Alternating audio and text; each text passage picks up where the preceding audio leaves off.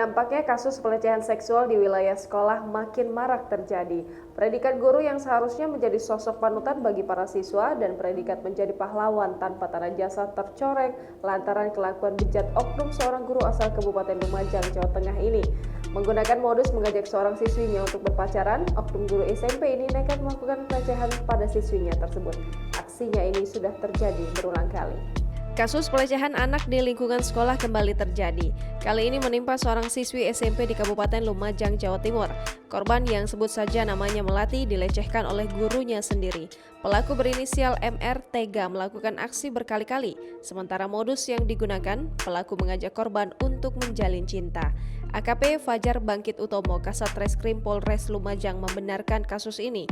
Ia mengatakan unit perlindungan perempuan dan anak Polres Lumajang mengusut kasus ini berdasarkan laporan orang tua korban.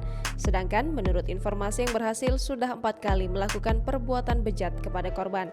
Tidak dijelaskan secara detail bujuk rayu apa yang digunakan MR ketika akan melakukan aksi penistaan kepada muridnya. Namun kabar yang berhembus, MR diduga pernah melakukan perbuatan keji itu di lingkungan sekolah. Sementara itu, Kapolres Lumajang AKBP Eka Yekti Hananto Seno mengapresiasi keberanian orang tua korban melaporkan kasus ini ke polisi. Sebab biasanya pihak korban kejahatan asusila melapor ke polisi karena merasa malu.